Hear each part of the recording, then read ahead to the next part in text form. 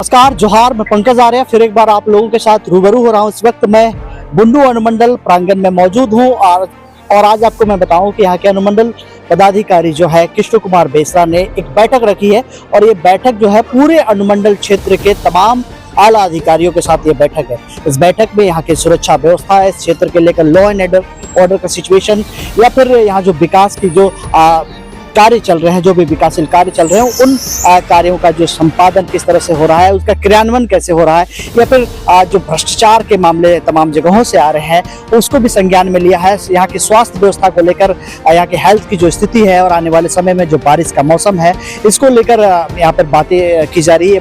ये बड़ी बैठक है एक तरह से कहें तो। ठीक बरसात से पहले जब किसानी का सीजन आ जाता है और उसके साथ ही साथ इस बरसात में बीमारियों का भी बहुत ज़्यादा देखा जाता है कि लोग बीमार पड़ते हैं। ऐसे में तमाम चीजों को संज्ञान में रखते हुए आज यहाँ के एसडीएम जो है उन्होंने एक बड़ी बैठक की है और इस बैठक में सीधे तौर पे हम लोग जुड़ेंगे, एसडीएम से जुड़ेंगे, तमाम तरह की बातें करेंगे। तब तक के लिए आप आर्य न्यूज़ झारखंड बने रहिए। मैं पंकज आर्य आपको रिपोर्टिंग दे रहा हूँ।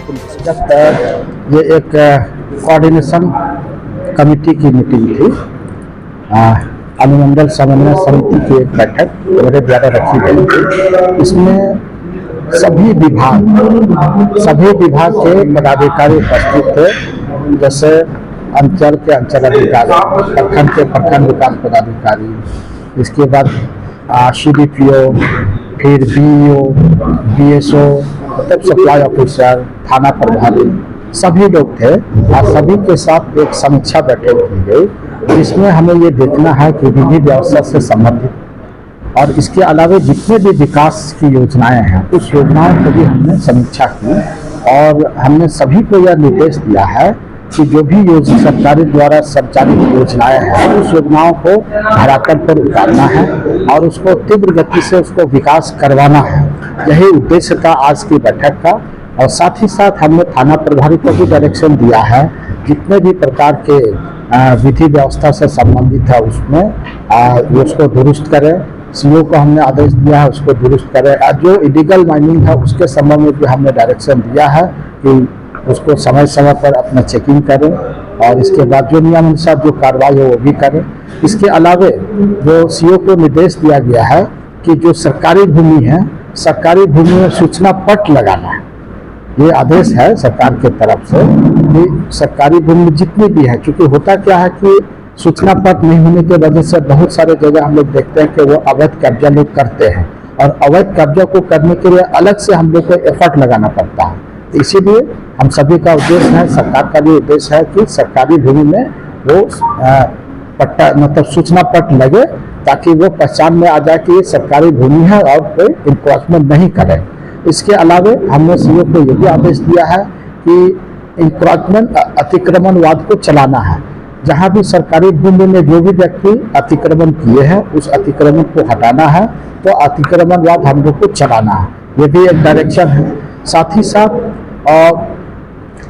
हमारे DC साहब जो उपायुक्त महोदय है उनका भी फोकस है, सरकार का फोकस है कि जो भी महिला सम्मान योजना की राशि मिलती है तो उस महिला सम्मान की योजना जैसे 2500 रुपया मिलती है तो 2500 से किस तरह से उसको स्वावलंबन के कार्य में या अन्य कार्यों में लगाया जाए उस पैसे के, जैसे मुर्गी पालन या बकरी पालन या अन्य किसी वैसे व्यवसाय में लगाया जाए ताकि उस 2500 के पैसा को 3000 रुपया कर सके, 3000 से 4000 कर सके, 4 से 5, 5 से 6, इस तरह आय में कैसे वृद्धि हो उसके लिए भी हम लोगों ने जैसे के जो भी प्रतिनिधि थे उसको हम लोगों ने डायरेक्शन दिया है।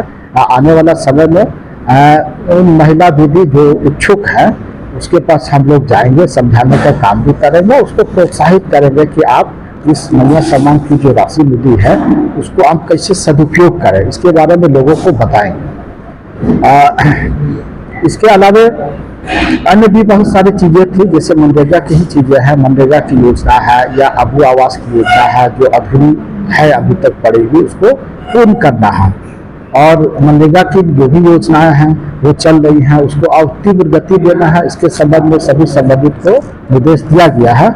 अब हम लोग आने वाले सप्ताह से हम लोग सभी पदाधिकारियों को डायरेक्शन दिया गया, जैसे आंगनबाड़ी केंद्र हो गया, विद्यालय हो गया, हॉस्पिटल हो गया, तो सभी जगहों पर हम लोग को विजिट करना है, समय समय पे हम लोग को विजिट करना है, निरीक्षण करना है ताकि सुधार हो सके। तो आज की बैठक का मुख्य बिंदु यही सब थे और इसी को हम लोग जारी रखेंगे आने वाले समय। बुंडू अनुमंडल क्षेत्र के तमाम स्वास्थ्य केंद्र है, जहाँ जहाँ हॉस्पिटल है, स्थिति बहुत अच्छी नहीं नजर आ रही है। निश्चित रूप से तो इस संबंध में भी हमने डायरेक्शन दिया है कि चूंकि बारिश का मौसम आ रहा तो बारिश में सचमुच में कहीं पर जल जमाव हो जाएगा, कहीं पे गंदगियां रहेंगी तो जिससे और बीमारी फैलेंगी, मच्छर होंगे, बहुत तरह की बीमारियां फैलेंगी। तो उसको भी साफ सफाई करने का निर्देश जो संबंधित प्रभारी है उनको निर्देश दिया गया है। हम लोग भी इसका निरीक्षण करेंगे इसको। और एक मुद्दा और आया था जो संज्ञान में आया था, आप सभी के माध्यम से भी आया था कि यहाँ पर जलापूर्ति व्यवस्था बहुत खराब स्थिति है वर्तमान में, इससे पब्लिक काफी परेशान है। तो इसके संबंध में जो बिजली विभाग है और एग्जीक्यूटिव अफसर है नगर पंचायत के, और उन दोनों से हमने समीक्षा की तो उसमें यही ज्ञात हुआ कि जलापूर्ति के लिए थोड़ा सा प्रॉब्लम हो रहा है कि वहाँ विद्युत का बिजली का वोल्टेज थोड़ा कम है, लो वोल्टेज, इस वजह से वो पावर मतलब उठा नहीं पा रहा है, जो पंप है वो लोड नहीं दे पा रहा है। तो उसके लिए वैकल्पिक व्यवस्था की जा रही है। कल से ये प्रारंभ हो जाएगा कि अलग अलग जगह पर उसको जलापूर्ति, जैसे 2 घंटा किसी दूसरे क्षेत्र को, 2 घंटा दूसरे क्षेत्र को, इस तरह करके जलापूर्ति व्यवस्था तत्काल सुचारू रूप से किया जाएगा।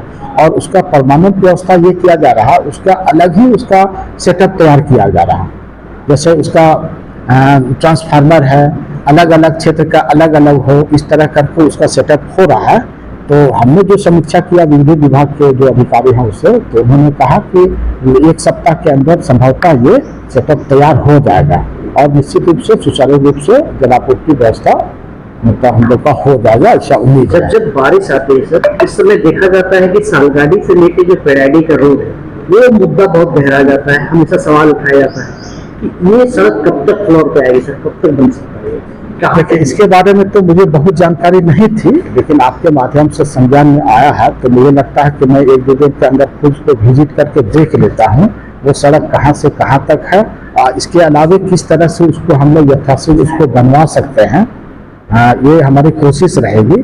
मैं विशेषकर इस संबंध में जांच करने के बाद ही बता पाऊंगा। और निश्चित रूप से इस संबंध में अलग से मैं उपायुक्त महोदय से मैं पत्रचार करूंगा और व्यक्तिगत रूप से इस संबंध में बात करूंगा और कोशिश करूं कि इसका समाधान जल्द से जल्द निकाला जा सके। निश्चित रूप से अभी जो लॉ एंड ऑर्डर की मैं समीक्षा कर रहा था उसमें भी हमने सभी थाना प्रभारी को निर्देश दिया है कि जो भी विधि व्यवस्था संबंधित हो, चाहे वो माइनिंग से संबंधित हो या अन्य गौ तस्करी से संबंधित है, सभी पे निश्चित रूप से कंट्रोल करना है, छापामारी करना है, उनको पकड़ना है, जो भी नियमानुसार कार्रवाई उसको करना है। और इसके अलावा हमने ये भी निर्देश दिया है, अभी आए दिन आप सभी के माध्यम से जानकारी मिलती है, लॉटरी जो कि अवैध है सरकार के तरफ से, उसको भी मतलब ये खेल करवाया जाता है, बिल्कुल अवैध है। मैं खुद उस पर निगरानी रख रहा हूँ। मुझे जब भी इस तरह की सूचना मिलेगी और मौका मिलेगा, निश्चित रूप से मैं अपने स्तर से भी छापेमारी करके उस पर नियमानुसार कार्रवाई करूंगा और संबंधित थाना को भी इस संबंध में निर्देश दिया गया है। मैं उम्मीद करता हूँ कि जो भी इस तरह की समस्या आ रही है, चाहे आपके माध्यम से, चाहे जनता के माध्यम से, चाहे किसी माध्यम से, निश्चित रूप से उन समस्याओं पर मैं संज्ञान लेकर उस पर जो भी उचित कार्रवाई होगी उसको मैं करने का पूरा प्रयास करूँगा। निश्चित रूप से अगर ऐसा है तो हम लोग मैं खुद उसको मॉनिटरिंग करूँगा अपने स्तर से और इसको रोकने का पूरा प्रयास करूँगा। उम्मीद है कि आने वाला समय में आप देखेंगे कि 2-4-10 दिन में निश्चित रूप से वो तस्करी को रोकूंगा मैं, ये मेरा वादा है आपसे।